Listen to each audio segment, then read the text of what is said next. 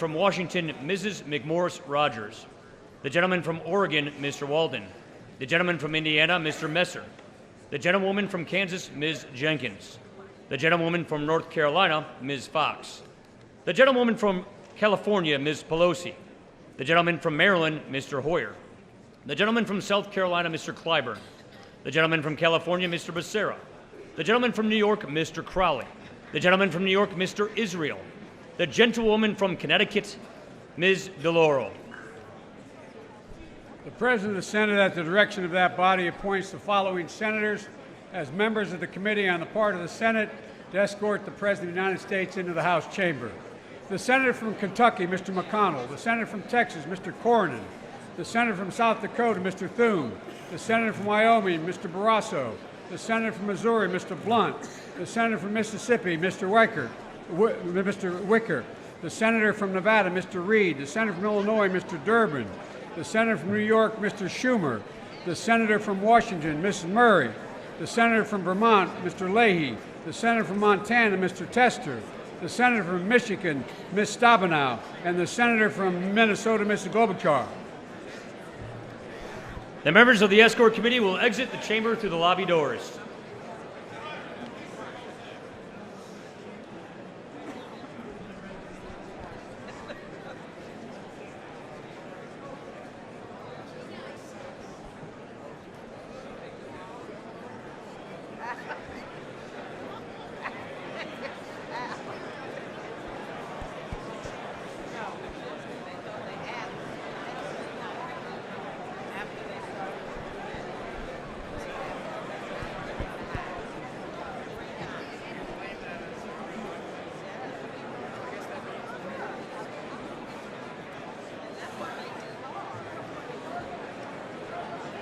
Show up on time. You gotta be kidding me. I don't know. I'm too dead.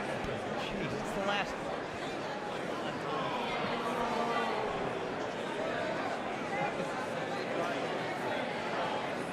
Yeah, right.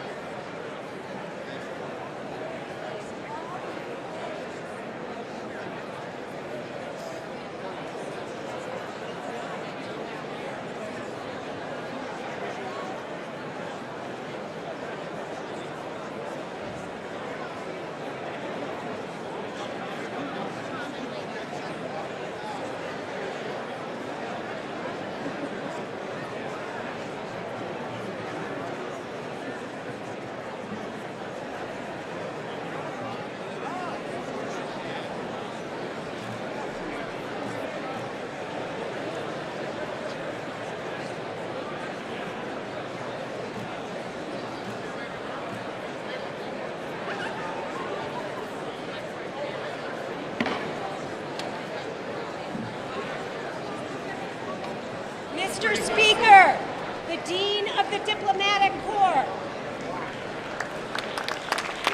Thank you.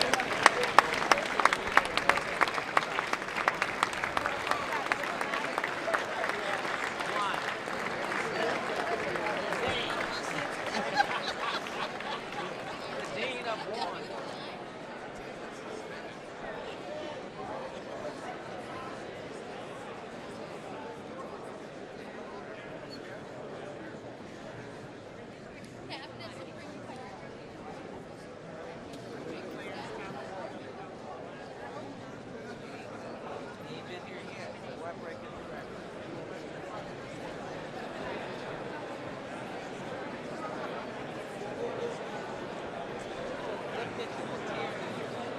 Okay, Terry, could you stop fiddling and look up? I got all these good pictures there.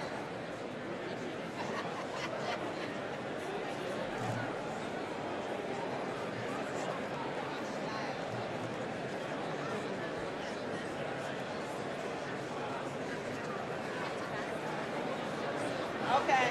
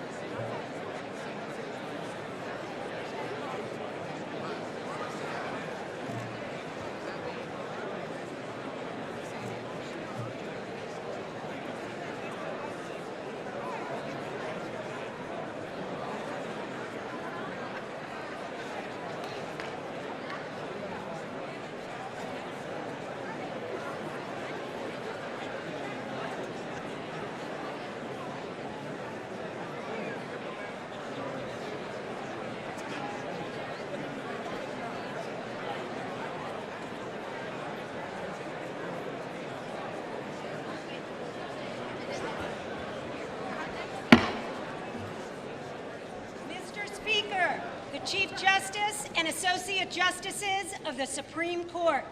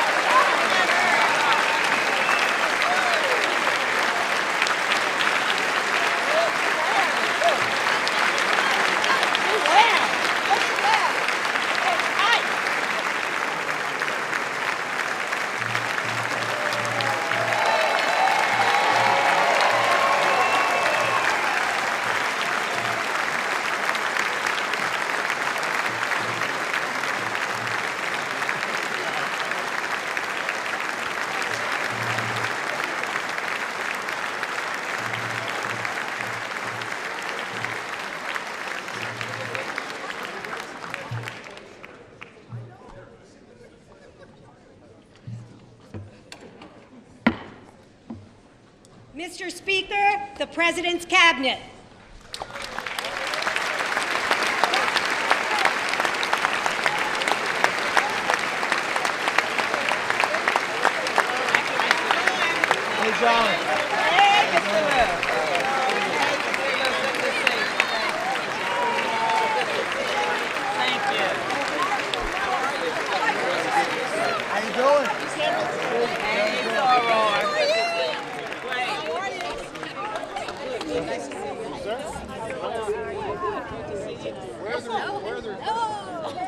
Madam AG. Nice to meet you.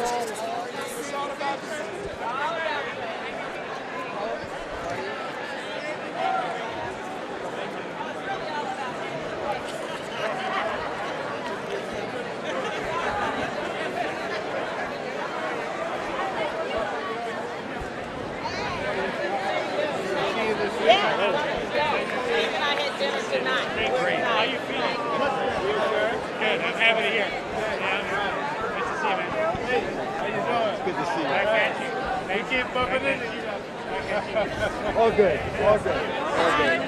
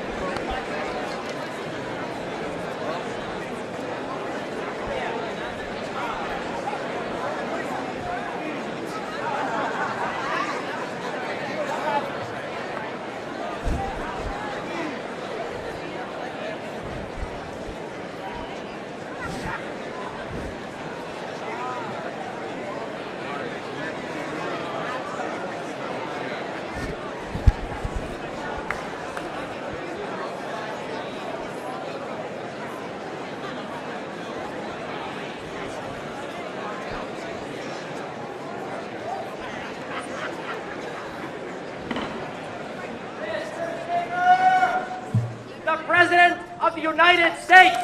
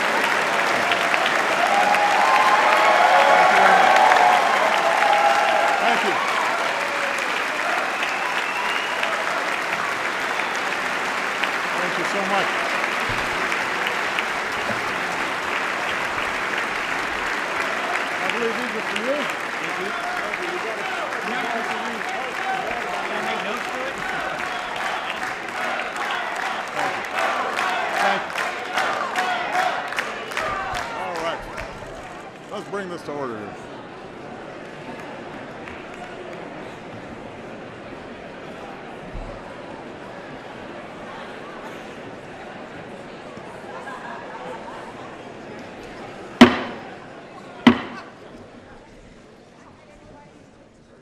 Members of Congress, I have the high privilege and the distinct honor of presenting to you the President of the United States.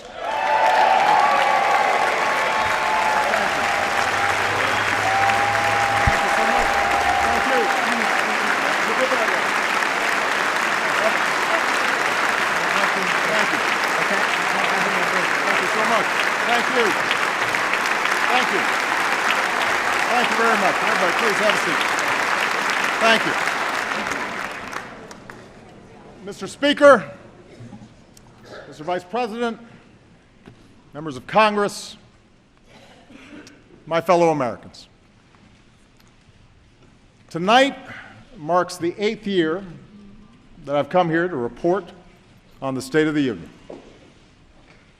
And for this final one, I'm going to try to make it a little shorter.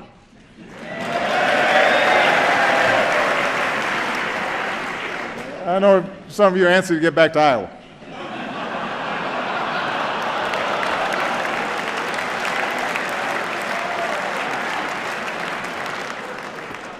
I've been there. I'll be shaking hands afterwards if you want some tips.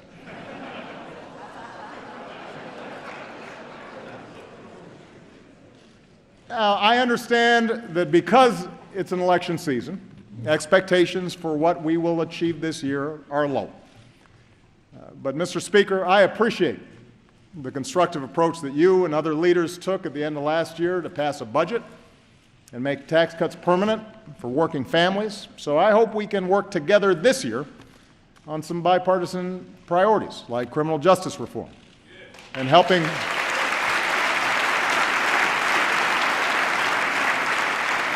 people who are battling prescription drug abuse and heroin abuse.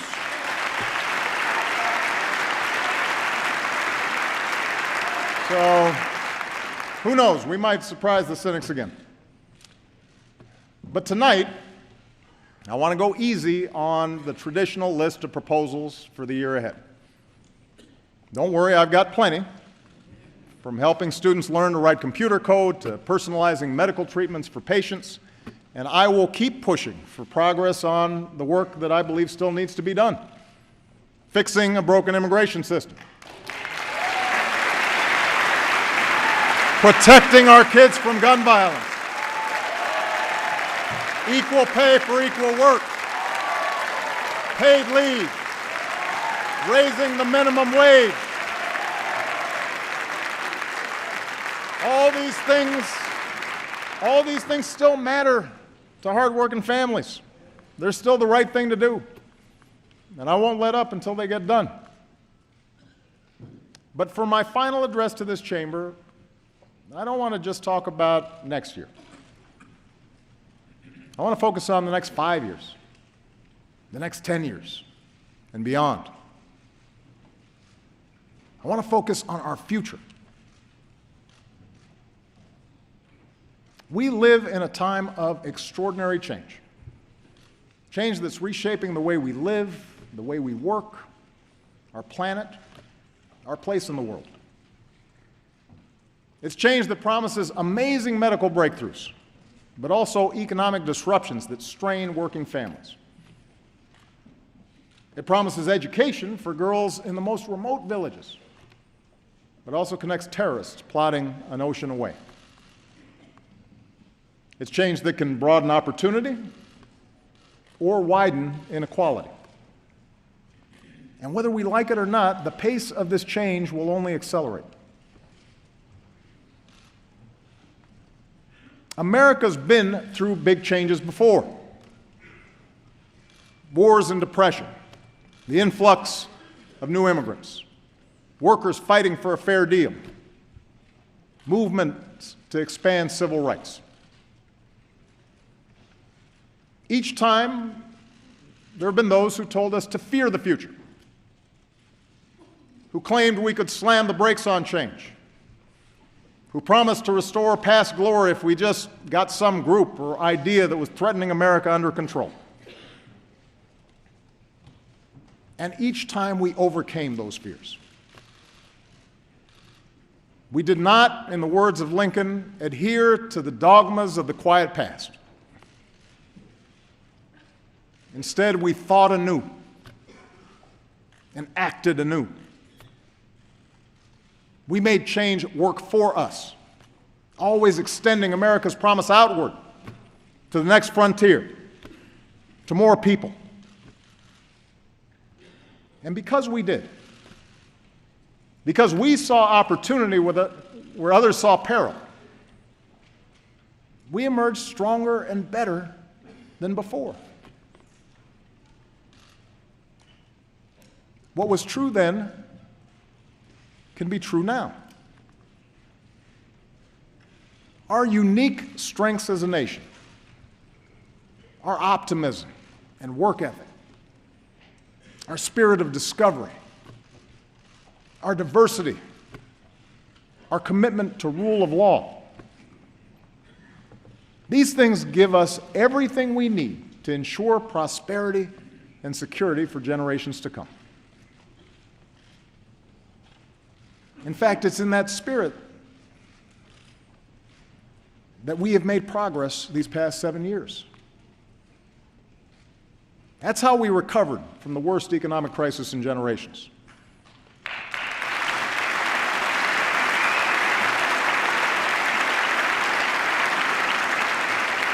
That's how we reformed our healthcare system and reinvented our energy sector.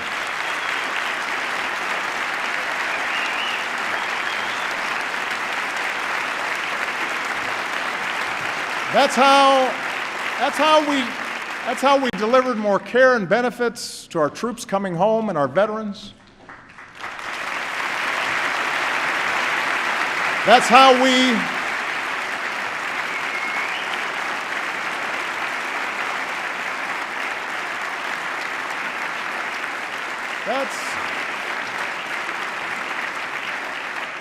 That's how we secured the freedom in every state to marry the person we love.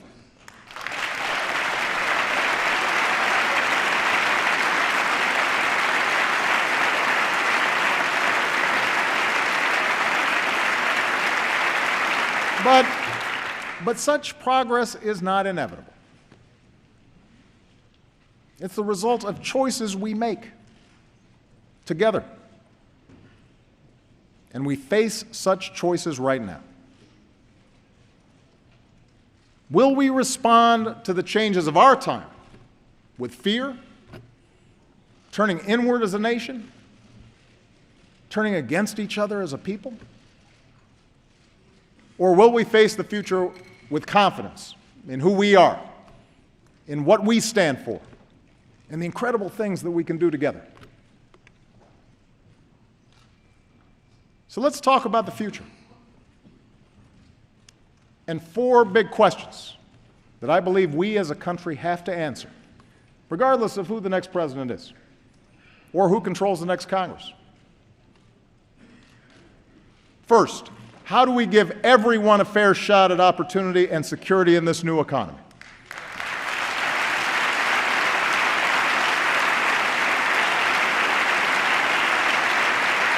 Second, how do we make technology work for us and not against us, especially when it comes to solving urgent challenges like climate change?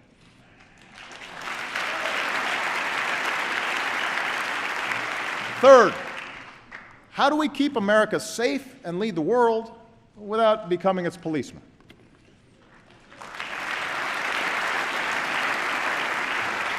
And finally, how can we make our politics reflect what's best in us and not what's worse?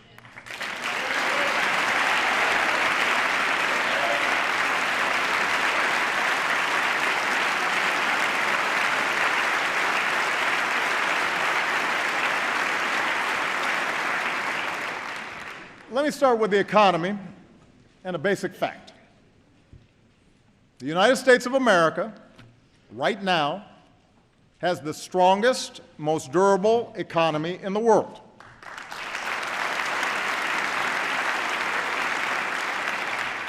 We're in the middle of the longest streak of private sector job creation in history.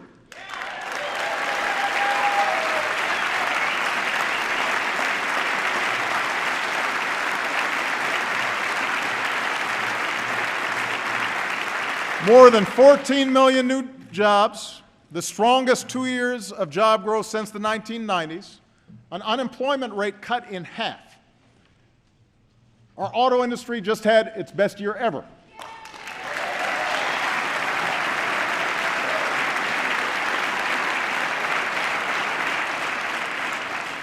That's just part of a manufacturing surge that's created nearly 900,000 new jobs in the past 6 years.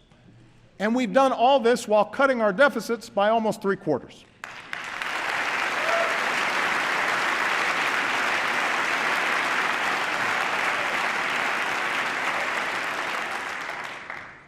Anyone claiming that America's economy is in decline is peddling fiction. Now, what is true, and the reason that a lot of Americans feel anxious, is that the economy has been changing in profound ways. Changes that started long before the Great Recession hit, changes that have not let up. Today, technology doesn't just replace jobs on the assembly line, but any job where work can be automated. Companies in a global economy can locate anywhere, and they face tougher competition. As a result, workers have less leverage for a raise. Companies have less loyalty to their communities. And more wealth and income is concentrated at the very top. All these trends have squeezed workers. Even when they have jobs, even when the economy is growing. It's made it harder for a hard-working family to pull itself out of poverty, harder for young people to start their careers, tougher for workers to retire when they want to. And although none of these trends are unique to America, they do offend our uniquely American belief that everybody who works hard should get a fair shot. For the past 7 years, our goal has been a growing economy that also works better for everybody. We've made progress, but we need to make more. And despite all the political arguments that we've had these past few years, there are actually some areas where Americans broadly agree. We agree that real opportunity requires every American to get the education and training they need to land a good-paying job. The bipartisan reform of No Child Left Behind was an important start. And together we've increased early childhood education, lifted high school graduation rates to new highs, boosted graduates in fields like engineering. In the coming years, we should build on that progress by providing pre-K for all and offering every student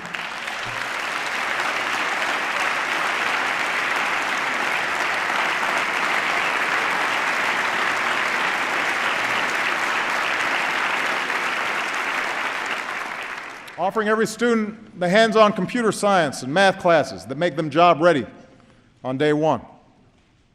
We should recruit and support more great teachers for our kids.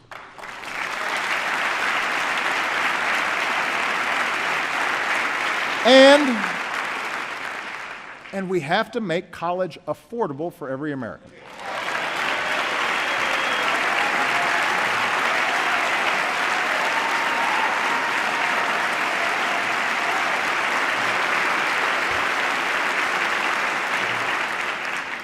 No hardworking student should be stuck in the red. We've already reduced student loan payments to 10% of a borrower's income. And that's good. But now we've actually got to cut the cost of college.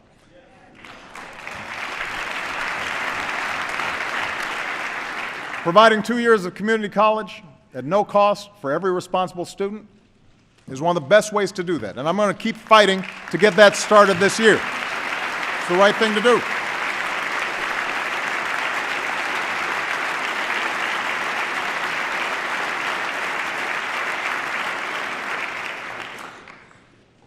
But a great education isn't all we need in this new economy. We also need benefits and protections that provide a basic measure of security. It's not too much of a stretch to say that some of the only people in America who are going to work the same job in the same place with a health and retirement package for 30 years are sitting in this chamber.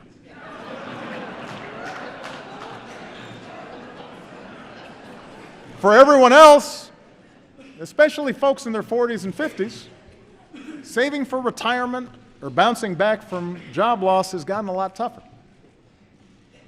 Americans understand that at some point in their careers, in this new economy, they may have to retool, they may have to retrain, but they shouldn't lose what they've already worked so hard to build in the process. That's why Social Security and Medicare are more important than ever. We shouldn't weaken them, we should strengthen them.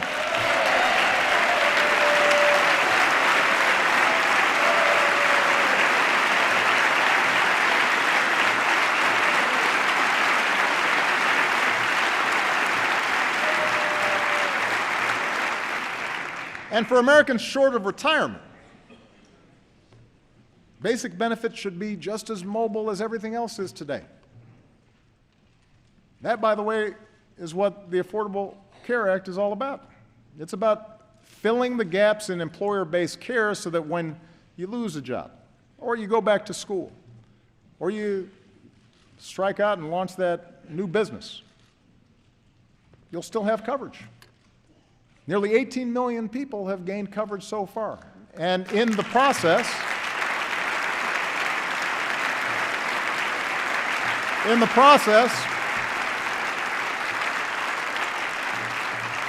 healthcare inflation has slowed, and our businesses have created jobs every single month since it became law. Now, I'm guessing we won't agree on healthcare anytime soon. But, oh, applause back there. Just a guess. But there should be other ways parties can work together to improve economic security. Say a hardworking American loses his job. We shouldn't just make sure that he can get unemployment insurance. We should make sure that program encourages him to retrain for a business that's ready to hire him. If that new job doesn't pay as much, there should be a system of wage insurance in place so that he can still pay his bills. And even if he's going from job to job, he should still be able to save for retirement and take his savings with him. That's the way we make the new economy work better for everybody. I also know Speaker Ryan has talked about his interest in tackling poverty. America is about giving everybody willing to work a chance, a hand up. And I'd welcome a serious discussion about strategies we can all support, like expanding tax cuts for low-income workers who don't have children.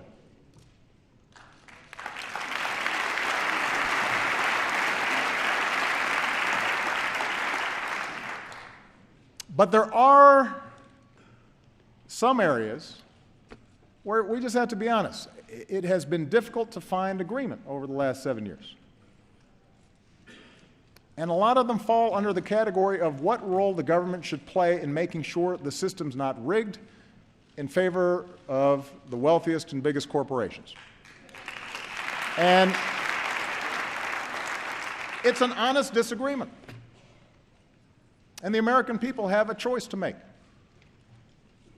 I believe a thriving private sector is the lifeblood of our economy. I think there are outdated regulations that need to be changed. There is red tape that needs to be cut. There you go. Yeah.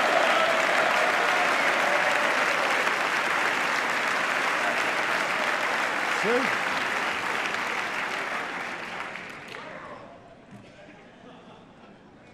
But after years now of record corporate profits, working families won't get more opportunity or bigger paychecks just by letting big banks or big oil or hedge funds make their own rules at everybody else's expense.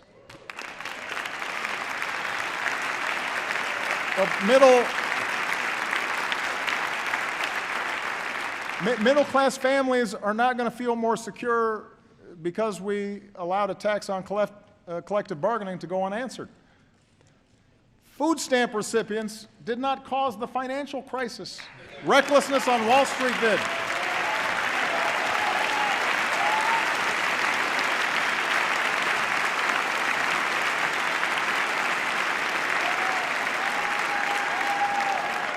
Immigrants aren't the principal reason wages haven't gone up. Those decisions are made in the boardrooms that all too often put quarterly earnings over long-term returns. It's sure not the average family watching tonight that avoids paying taxes through offshore accounts. The point is, I believe that in this new economy, workers and startups and small businesses need more of a voice, not less. The rules should work for them. And I'm not alone in this. This year I plan to lift up the many businesses who figured out that doing right by their workers or their customers or their communities ends up being good for their shareholders. And I want to spread those best practices across America. That's part of a brighter future.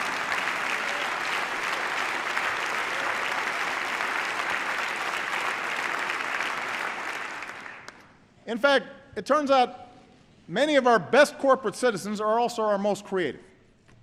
And this brings me to the second big question we as a country have to answer. How do we reignite that spirit of innovation to meet our biggest challenges? 60 years ago, when the Russians beat us into space, we didn't deny Sputnik was up there. We didn't argue about the science or shrink our research and development budget. We built a space program almost overnight, and 12 years later, we were walking on the moon.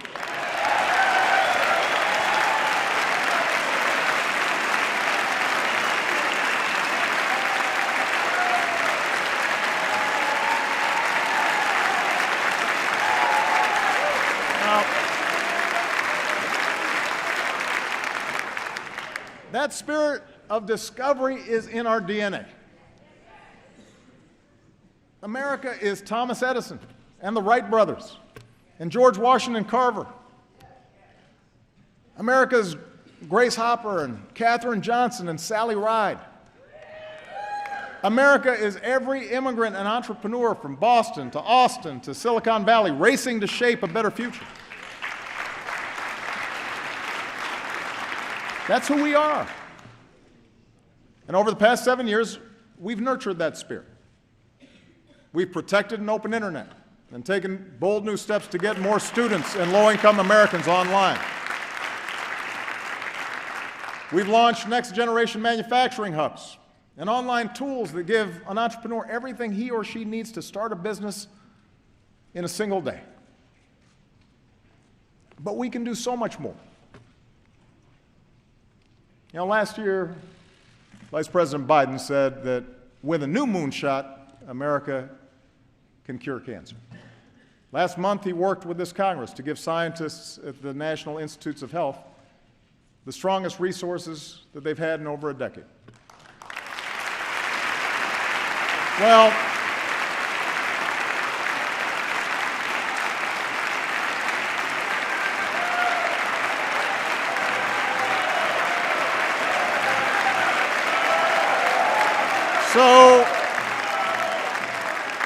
So tonight I'm announcing a new national effort to get it done. And because he's gone to the mat for all of us on so many issues over the past 40 years, I'm putting Joe in charge of mission control.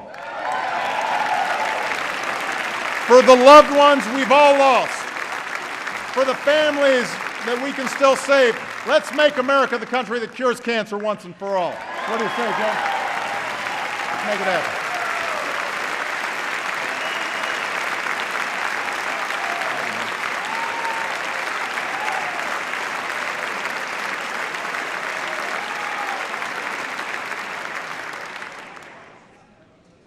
Now, medical research is critical. We need the same level of commitment when it comes to developing clean energy sources.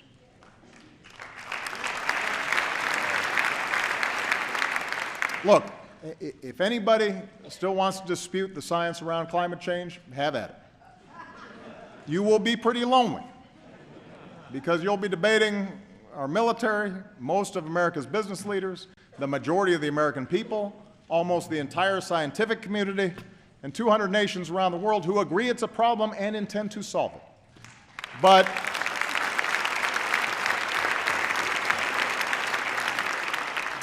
even if the planet wasn't at stake, even if 2014 wasn't the warmest year on record, until 2015 turned out to be even hotter,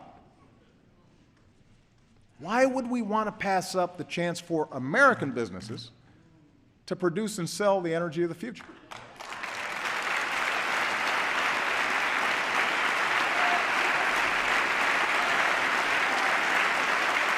Listen, 7 years ago, we made the single biggest investment in clean energy in our history. Here are the results. In fields from Iowa to Texas, wind power is now cheaper than dirtier conventional power. On rooftops from Arizona to New York, solar is saving Americans tens of millions of dollars a year on their energy bills and employs more Americans than coal in jobs that pay better than average. We're taking steps to give homeowners the freedom to generate and store their own energy, something, by the way, that environmentalists and Tea Partiers have teamed up to support. And meanwhile, we've cut our imports of foreign oil by nearly 60% and cut carbon pollution more than any other country on earth.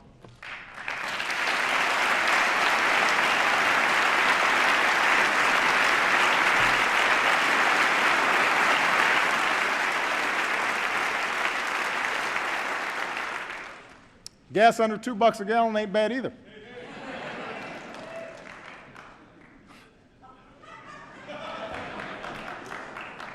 Now we've got to accelerate the transition away from old, dirtier energy sources.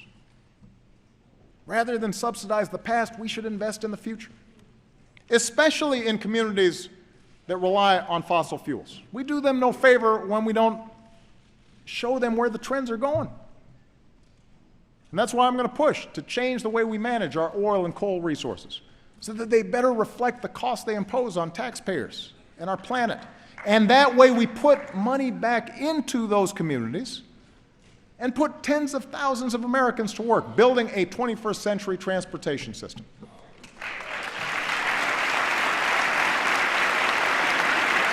Now,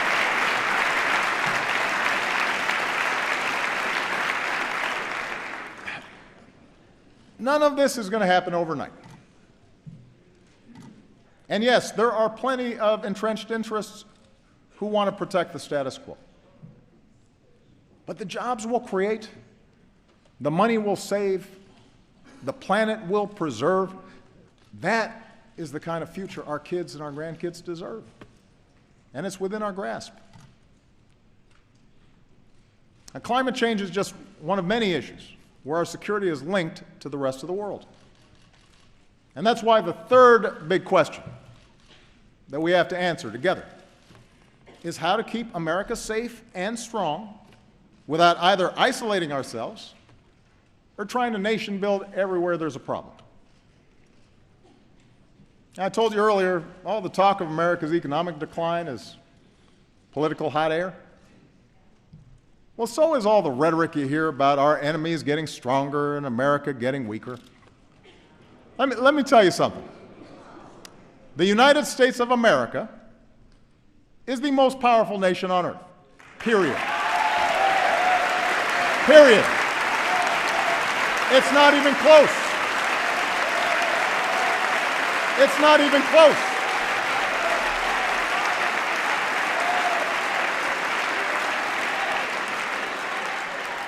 It's not even close. We spend more on our military than the next 8 nations combined. Our troops are the finest fighting force in the history of the world.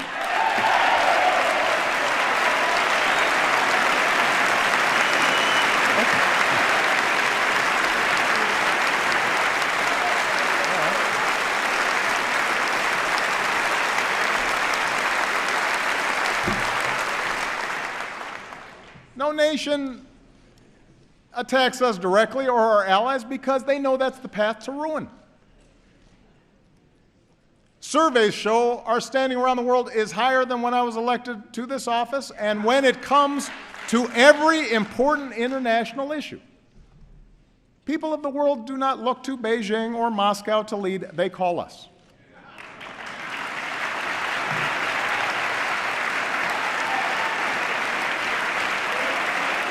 So,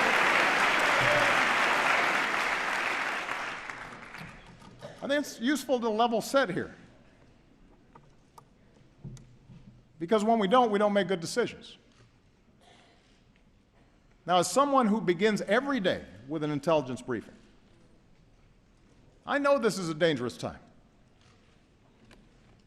But that's not primarily because of some looming superpower out there, and it's certainly not because of diminished American strength.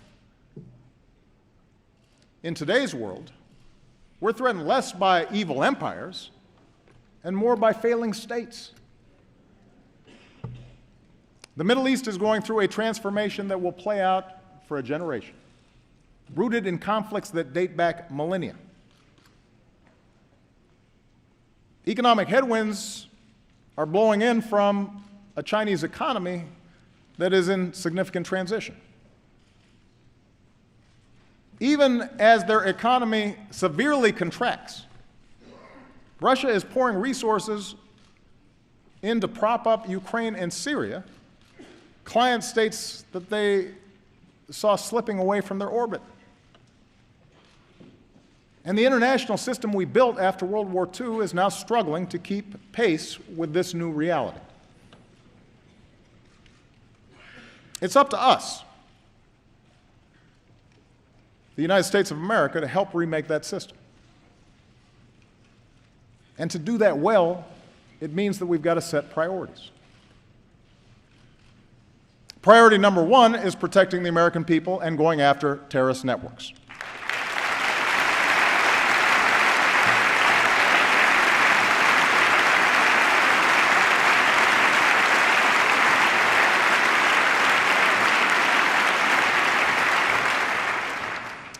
Both al-Qaeda and now ISIL pose a direct threat to our people because in today's world, even a handful of terrorists who place no value on human life, including their own, can do a lot of damage.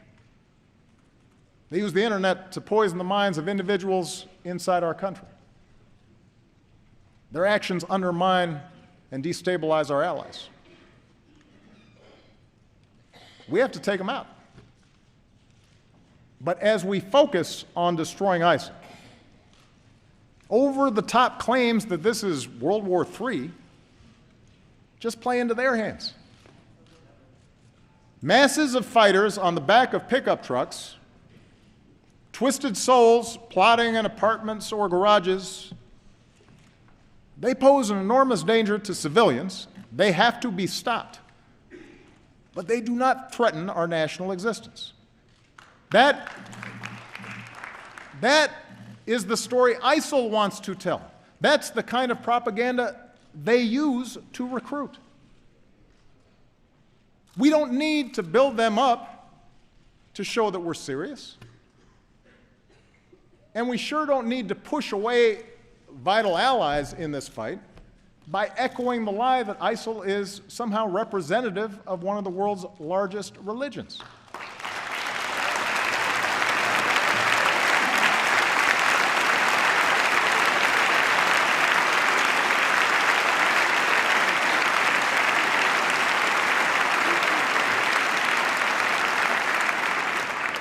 We just need to call them what they are, killers and fanatics who have to be rooted out, hunted down, and destroyed.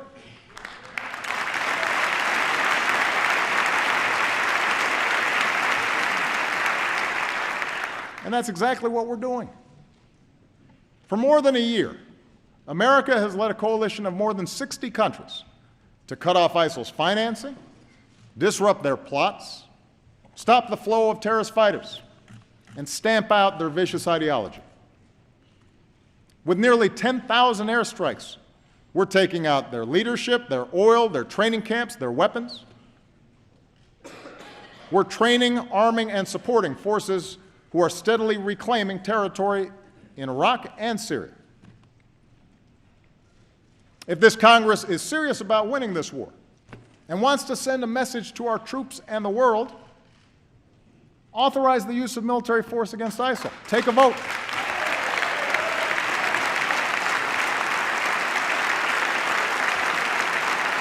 Take a vote.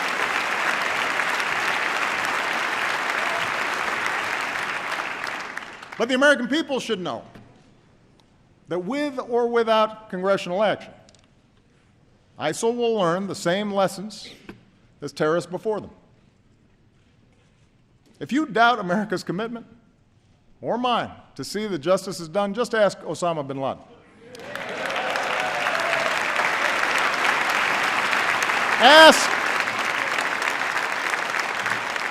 Ask the leader of al-Qaeda in Yemen, who was taken out last year, or the perpetrator of the Benghazi attacks, who sits in a prison cell. When you come after Americans, we go after you. And it may take time, but we have long memories, and our reach has no limits.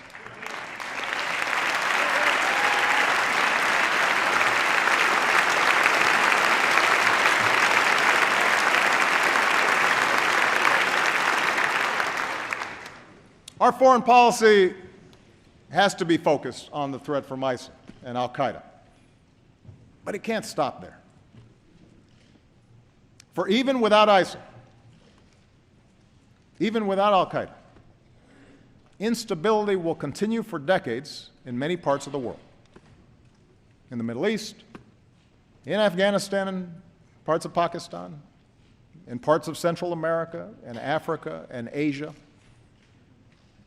Some of these places may become safe havens for new terrorist networks. Others will just fall victim to ethnic conflict or famine, feeding the next wave of refugees. The world will look to us to help solve these problems. And our answer needs to be more than tough talk or calls to carpet bomb civilians.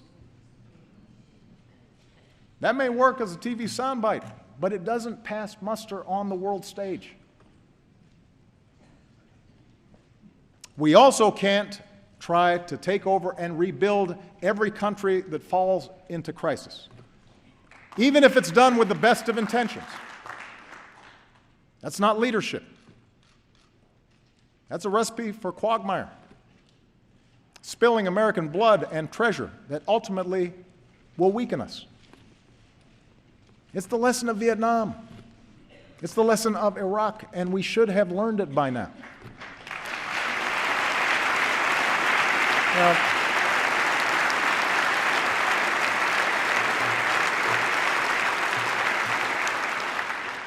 Fortunately, there is a smarter approach, a patient and disciplined strategy that uses every element of our national power. It says America will always act, alone if necessary, to protect our people and our allies. But on issues of global concern, we will mobilize the world to work with us and make sure other countries pull their own weight. That's our approach to conflicts like Syria, where we're partnering with local forces and leading international efforts to help that broken society pursue a lasting peace. That's why we built a global coalition with sanctions and principled diplomacy to prevent a nuclear-armed Iran. And as we speak, Iran has rolled back its nuclear program, shipped out its uranium stockpile, and the world has avoided another war.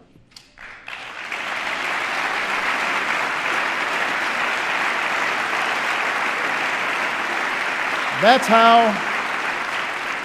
how we stopped the spread of Ebola in West Africa.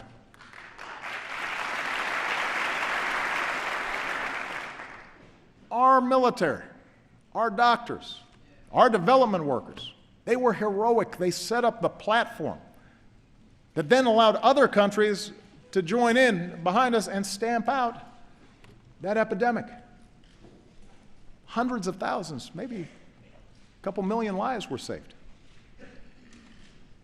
That's how we forged a Trans-Pacific Partnership to open markets and protect workers and the environment and advance American leadership in Asia.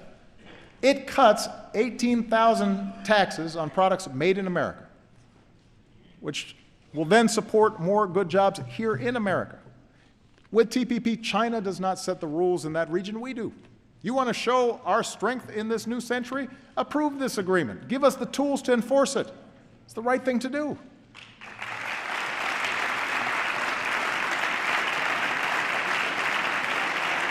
Let me give you another example.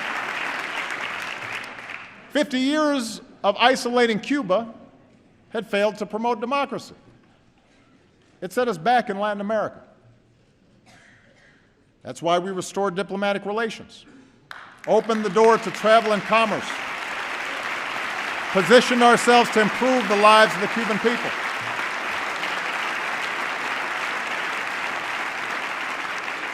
So if you want to consolidate our leadership and credibility in the hemisphere, recognize that the Cold War is over.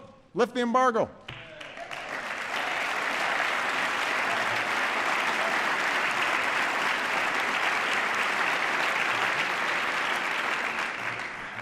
The point is, American leadership in the 21st century is not a choice between ignoring the rest of the world, except when we kill terrorists, or occupying and rebuilding whatever society is unraveling.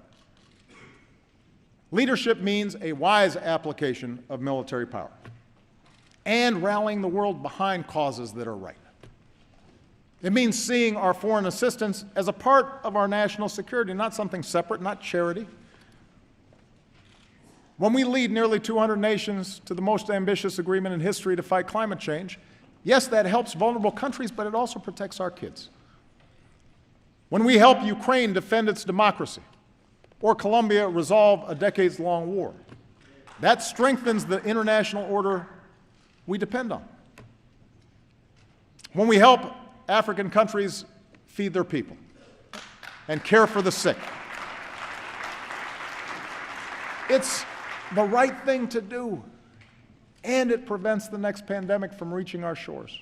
You know, right now we're on track to end the scourge of HIV/AIDS. That's within our grasp. And we have the chance to accomplish the same thing with malaria, something I'll be pushing this Congress to fund this year.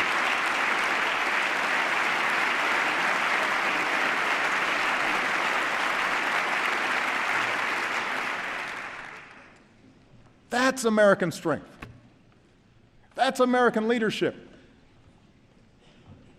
And that kind of leadership depends on the power of our example.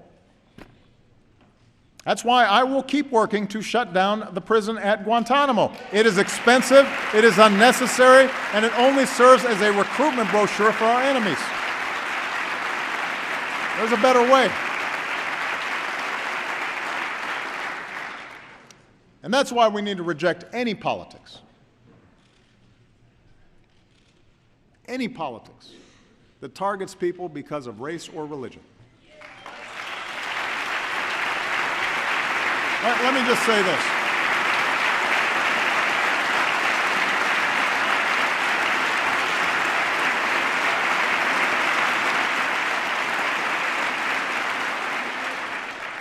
This is not a matter of political correctness. This is a matter of understanding just what it is that makes us strong. The world respects us not just for our arsenal. It respects us for our diversity and our openness and the way we respect every faith.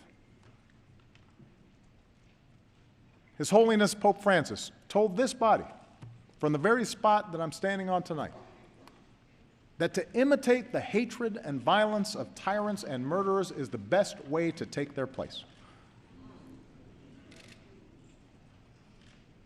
When politicians insult Muslims, whether abroad or our fellow citizens, when a mosque is vandalized or a kid is called names, that doesn't make us safer. That's not telling it like it is. It's just wrong. It diminishes us in the eyes of the world. It makes it harder to achieve our goals. It betrays who we are as a country.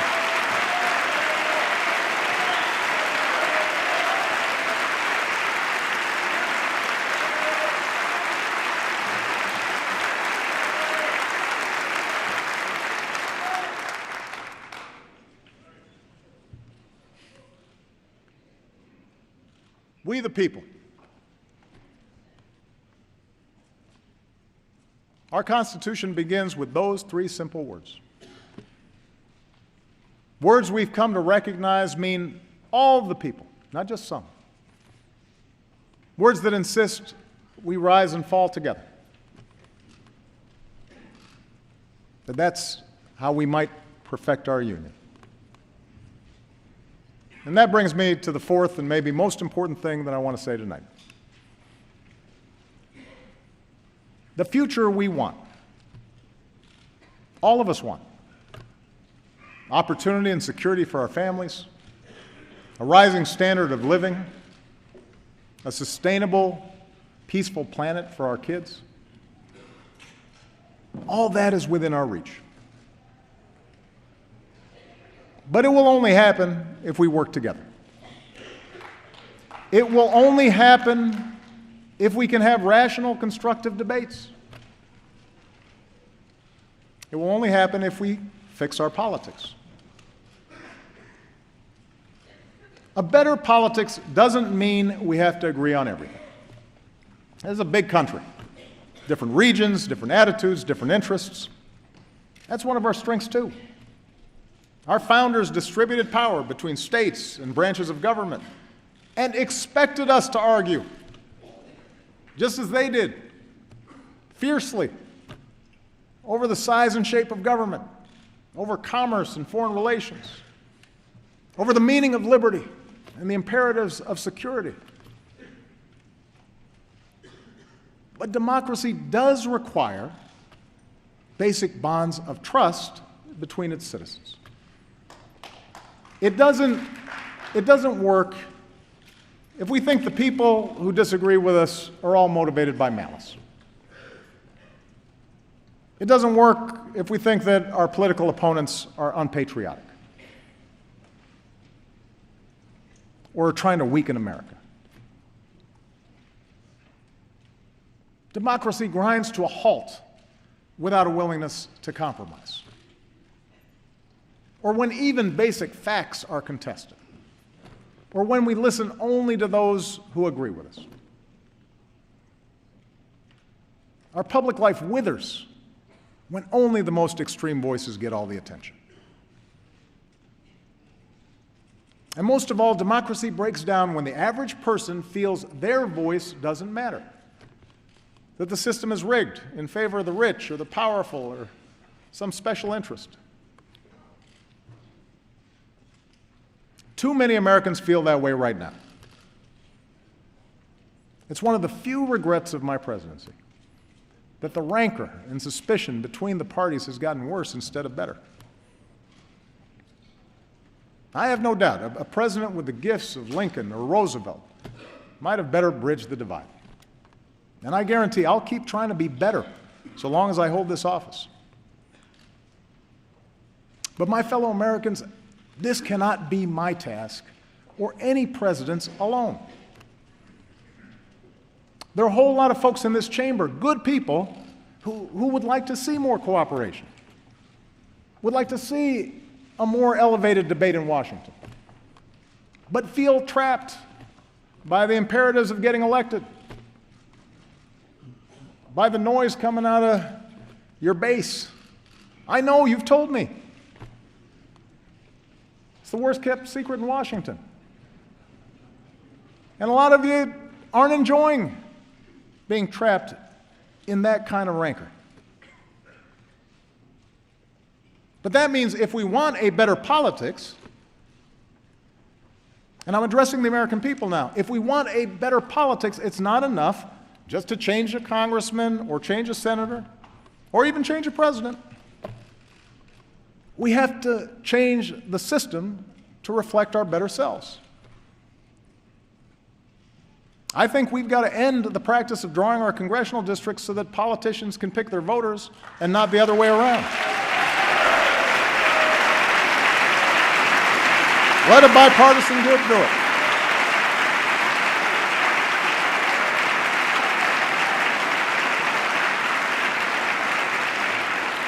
I believe we've got to reduce the influence of money in our politics so that a handful of families or hidden interests can't bankroll our elections.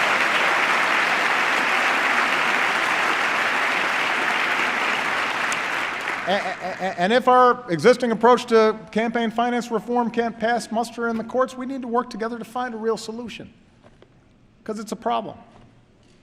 And most of you don't like raising money. I know. I've done it. We've got to make it easier to vote, not harder. We need to modernize it for the way we live now.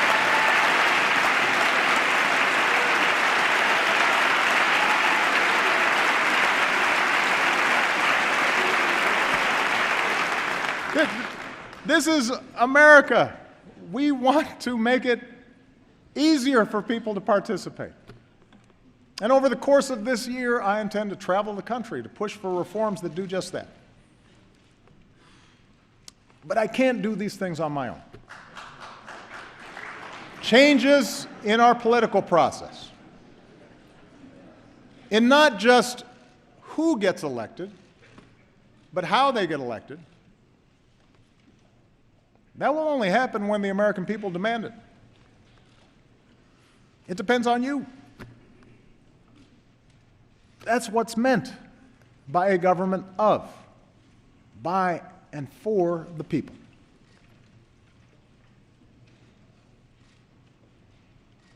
What I'm suggesting is hard. It's a lot easier to be cynical, to accept that change is not possible, and politics is hopeless. And the problem is, all the folks who are elected don't care, and to believe that our voices and our actions don't matter. But if we give up now, then we forsake a better future. Those with money and power will gain greater control over the decisions that could send a young soldier to war, or allow another economic disaster, or roll back the equal rights and voting rights that generations of Americans have fought, even died to secure. And then, as frustration grows, there will be voices urging us to fall back into our respective tribes, to scapegoat fellow citizens who don't look like us, or pray like us, or vote like we do, or share the same background. We can't afford to go down that path. It won't deliver the economy we want. It will not produce the security we want. But most of all, it contradicts everything that makes us the envy of the world.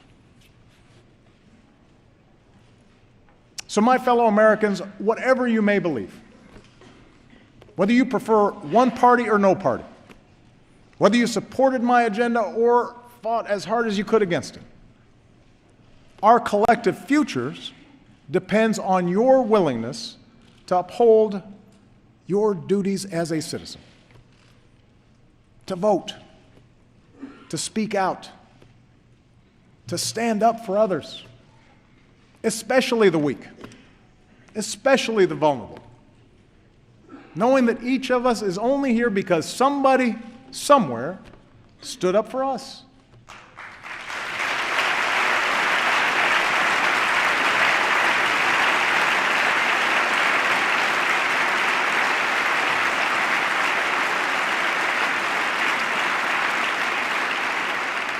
We need every American to stay active in our public life, and not just during election time, so that our public life reflects the goodness and the decency that I see in the American people every single day.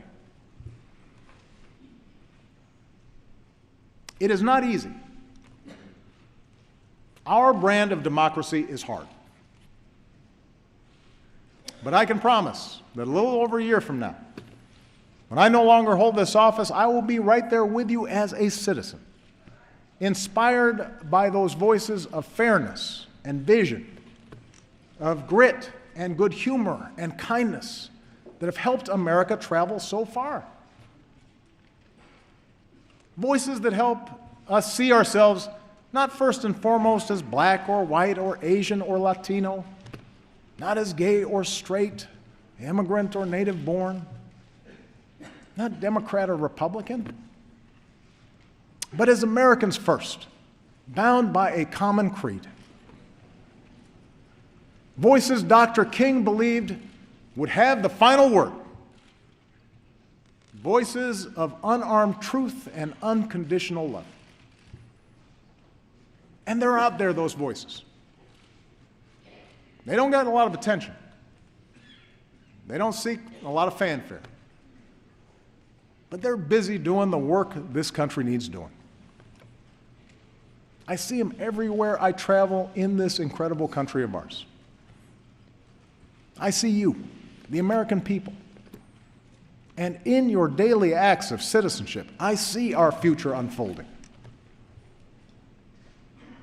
I see it in the worker on the assembly line who clocked extra shifts to keep his company open, and the boss who pays him higher wages instead of laying him off. I see it in the dreamer who stays up late at night to finish her science project, and the teacher who comes in early, maybe with some extra supplies that she bought because she knows that that young girl might someday cure a disease. I see it in the American who served his time, made bad mistakes as a child, but now is dreaming of starting over. And I see it in the business owner who gives him that second chance. The protester determined to prove that justice matters. And the young cop walking the beat, treating everybody with respect, doing the brave, quiet work of keeping us safe. I see it in the soldier who gives almost everything to save his brothers. The nurse who tends to him till he can run a marathon. The community that lines up to cheer him on. It's the son who finds the courage to come out as who he is. And the father whose love for that son overrides everything he's been taught. I see it in the elderly woman who will wait in line to cast her vote as long as she has to. The new citizen who casts his vote for the first time. The volunteers at the polls who believe every vote should count. Because each of them, in different ways, know how much that precious right is worth. That's the America I know. That's the country we love. Clear-eyed, big-hearted, undaunted by challenge, optimistic that unarmed truth and unconditional love will have the final word. That's what makes me so hopeful about our future. I believe in change because I believe in you, the American people. And that's why I stand here as confident as I have ever been that the state of our union is strong. Thank you. God bless you. God bless the United States of America.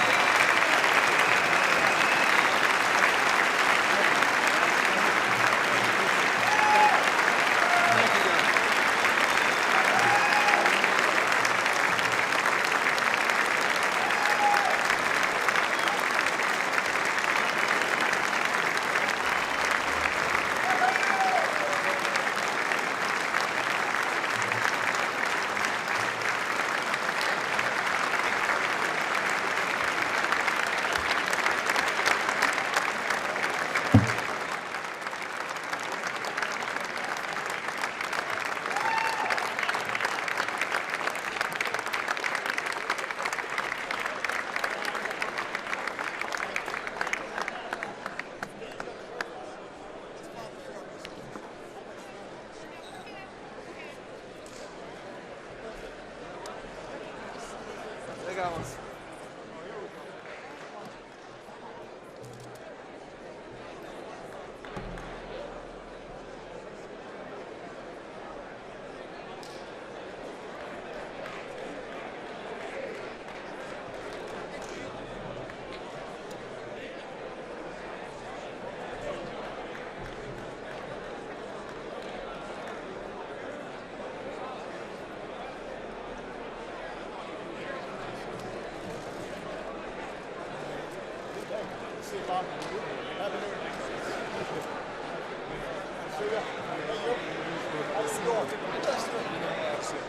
Thanks for your help. Good job, guys. Thank you, brother. Thank you. Hey. Well done. Good to see you. Congratulations. Good Happy to New see Year. you. Awesome.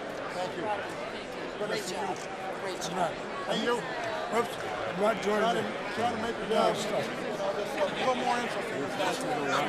I'm not joining the cameras. Fourth in the line of success on the island. Thank you, guys. Keep up the great work. Hey. Minnesotans, they're everywhere.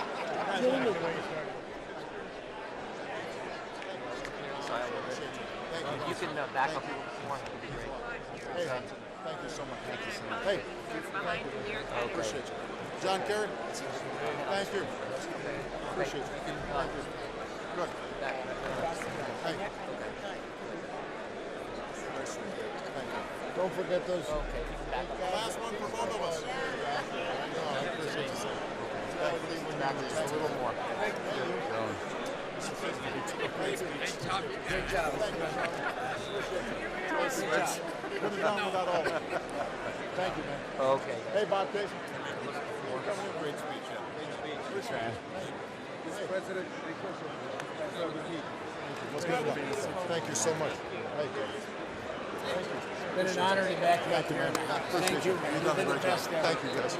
Appreciate you. Thank you, man. Okay. With the water? Well, I've been reading about it, but I'm assuming we were on the honor, but I'll find out more about it. Okay, thank you. Want to be here without you. You're doing what you could. That's the truth. Good to see you, man. Thank you. Good to see you. All right, let's catch up. Thanks again for coming to stand today. Of course. Chief and Sheriff. It was important. Thanks so much. It was important. Thank you.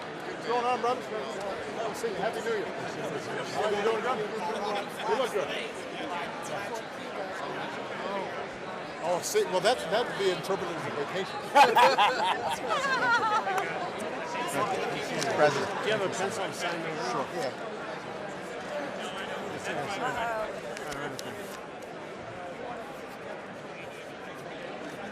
Thank you.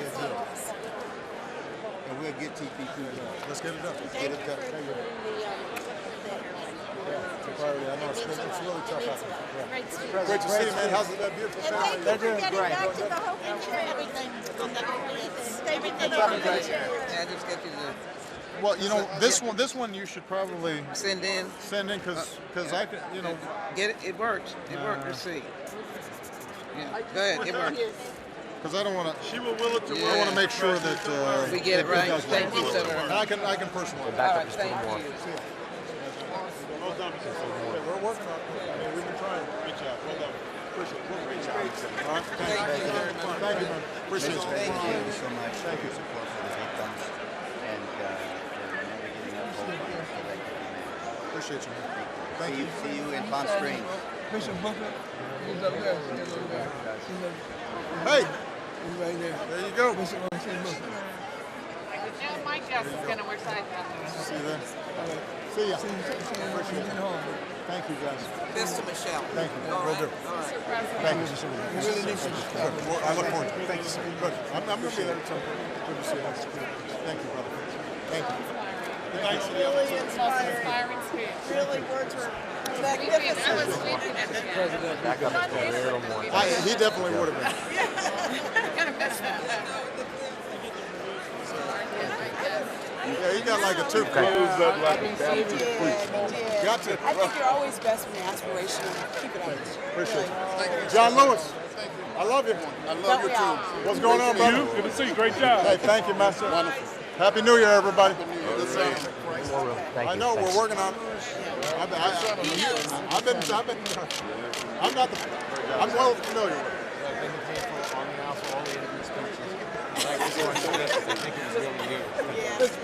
Well, might as well be me. It's hard to imagine. Here, you know, Only for on this Barbara. one, Only for Barbara. Why don't you just send this in and then I can personalize it? On the Christmas pictures, just send them in to us and we'll send them back to you. Okay. Yeah, just give them to our ledge aides. Peter, thank you, sir. Great to see you. Good sermon. Don't fall. I'll catch you. I'll catch you. Coming to Miami. I promised you I would. I'm just having signed the thing. We just got to figure out when that's going to be. Thank you. Thank you. You look cute without a hat, too. Great to see you. How you been? How's the family? No, this is one of my favorites right here. I know. You and I are living together. Thank you. And, It was an honor. I can't be here without you, so Of course I'm not. going too. And Mayor Coleman is here. Tell you that show you hi. Hi. Good to see you. How are you? Yeah, I can't take selfies. If I start, then I'm going to be good to see you, brother. How you been? How's your break?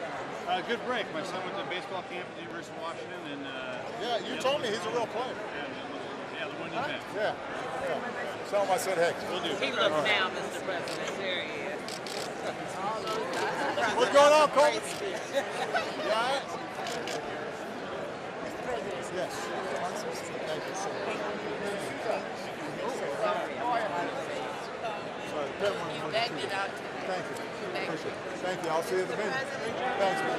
Great to see you. How you been? Good. Thank you, guys. Great job, Mr. President. Thank you so much. Brooklyn still loves you, and they hope you'll come when you're a citizen again. Well, you can just out here. Yeah, that's Thank you, Mr. President. Hey, I like the beard, man. Except it's as gray as my hair. Okay, good. Exactly. Great job, Mr. President. Very good job. 8 more years. 8 more years. 8 more years for you. Like you back 8 more years. I'd vote for you. Church decision. Okay. Great job. Okay. Thank you, brother. Watch your step. Okay. 12. Not bad. It's not bad. Oh, I don't. All right, let me look at this thing one last time. I always like to That's kind of cool. Hey, guys. How you doing? You guys doing good? Careful. Don't want anybody getting squeezed. Good to see you. Thank you. Go ahead. Get in there, girls. Get in there, girls. Thank you, guys. Thank you. All right. I was talking to you guys. Thank you. Thank you.